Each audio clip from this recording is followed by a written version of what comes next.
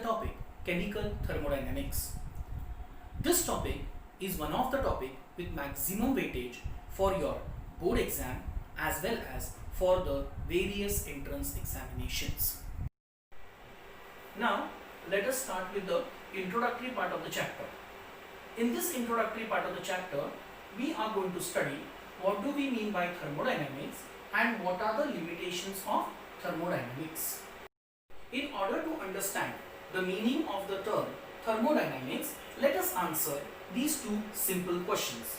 Question number one, how do you define the term energy? We all know that energy is the capacity of a body to do work. See the second question, what are the different forms of energy? Energy exists in different forms, namely chemical energy, electrical energy, light energy, sound energy, and so on. Students, we know that in and around us continuously large number of changes are taking place. All these changes which take place are divided into two types. Number one, physical change, and number two, chemical change. We also have studied that whenever a physical or chemical change takes place, it is associated with some amount of energy change. This energy change taking place during physical and chemical change is the matter of study of thermodynamics. So, thermodynamics can be defined as study of energy changes taking place or accompanying any physical or chemical change or transformation.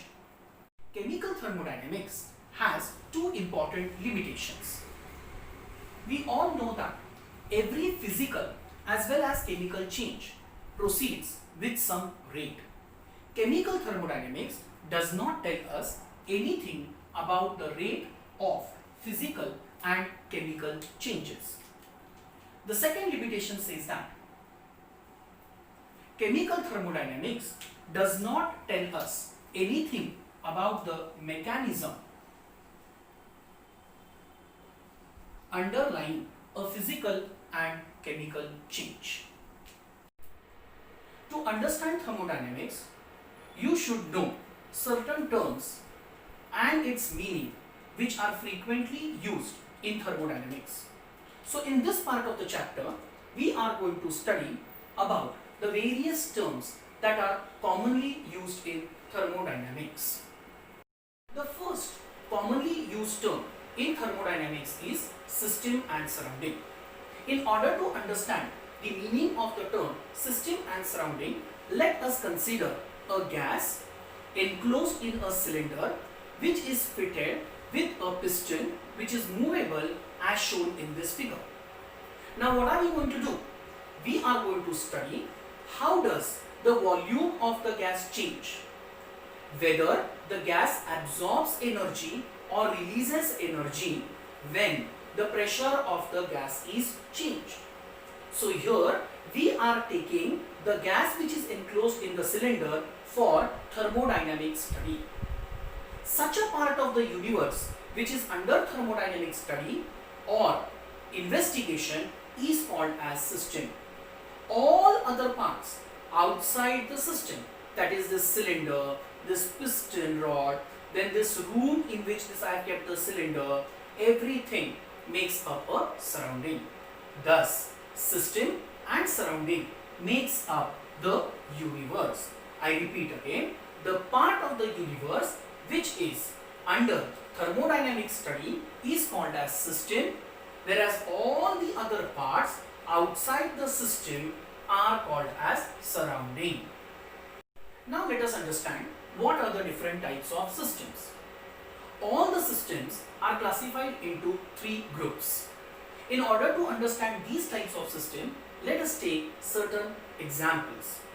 Let us consider three different situations labeled as A, B and C as shown in the figure. In the situation A, I have taken hot tea and I have placed in an open cup. In the second situation, I have taken hot tea and I have placed it in a closed cup. Whereas in the third situation, I have taken hot tea, I have placed it in a closed cup, and this cup I have kept it in an instrument or apparatus which is properly insulated. Now, I will keep this situation for 15 minutes and I will observe what changes takes place. In the first situation, you can observe that the hot tea becomes cold and some water vapor evaporates off. Hot tea becomes cold means some amount of heat energy from the cup is given outside. Now the matter present in the cup is a system. That means energy is given out from the system into the surrounding. Also, water vapors from the cup, that is from the system, goes out into the surrounding. Here, water vapor indicates matter and heat indicates energy. So, in this first situation, the system exchanges matter and energy with its surrounding. In the second situation, here the tea will become cold, but it will take little more time as compared to the situation 1. Here also certain water vapors will rise up, but since the cup is closed, those water vapors will condense on the inner part of the saucer and it will fall down into the cup again.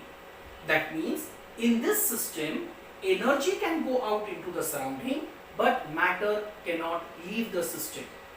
This is a system which can exchange only energy with its surrounding, but it cannot exchange matter with its surrounding.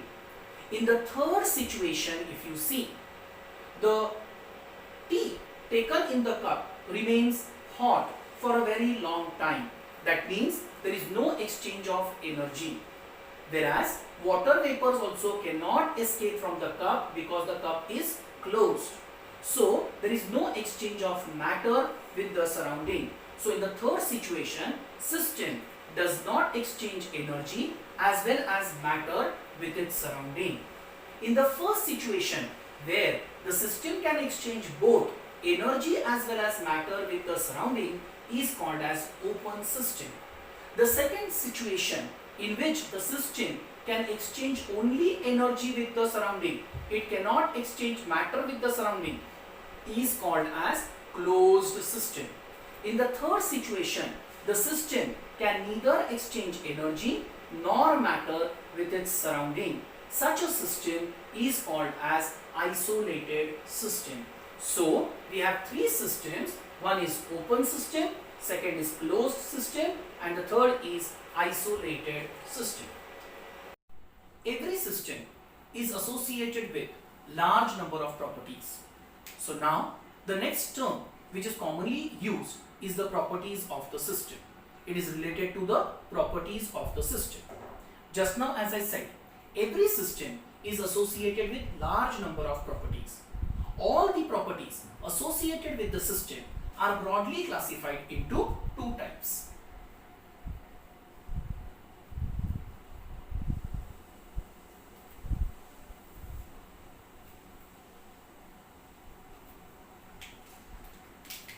The first category of the property is called as extensive property, and the second category of the property is called as intensive property. In order to understand the meaning of the term extensive property, let us take an example of volume. And in order to understand the meaning of the term intensive property, let us take an example of temperature. Okay, let us take a situation in which we have two beakers. In the first beaker I have placed 10 ml of water, and in the second beaker I have placed 100 ml of water. The volume of the water in the two beaker is different because the amount of water taken in the first beaker is less and the amount of water taken in the second beaker is more. That means volume, whether it is 10 ml or 100 ml, that depends on what? how much quantity of water I have taken in the beaker. That is, it depends on the amount of matter present in the system. All such properties whose magnitude or value depends on amount of matter present in the system are called as extensive properties. Again, let us assume the two conditions. First beaker, I have 10 ml water. Second beaker, I have 100 ml of water. Now if I take the temperature of the water, since the two beakers are kept in the same room, the temperature of water in both the beaker will be the same. Thus, the value of temperature, the magnitude of temperature does not depend on whether I have taken 10 ml of water or 100 ml of water. That means the magnitude of temperature does not depend on amount of matter present in the system. Such a property whose value or magnitude does not depend on amount of matter present in the system is known as intensive property. Thus, a property whose value depends on amount of matter present in the system is called as extensive property, and the property whose value or magnitude does not depend on amount of matter present in the system is called as intensive property. The other examples of extensive and intensive properties can be listed as follows. Extensive properties: mass, volume, internal energy, heat capacity, number of moles. These are the common properties which we come across in our day-to-day life, and these properties are extensive properties. Whereas pressure, temperature, surface tension, viscosity, melting point, boiling point, specific heat, these are the properties which we come across in our day-to-day life are intensive properties. I repeat again: mass, volume, internal energy, heat capacity, number of moles are extensive properties. Pressure, temperature, surface tension, viscosity, melting point, boiling point, specific heat are intensive properties. Students, please remember these properties properly, because large number of multiple choice questions can be framed on the examples of properties of a system. Thank you. Please like, comment and subscribe for the further videos.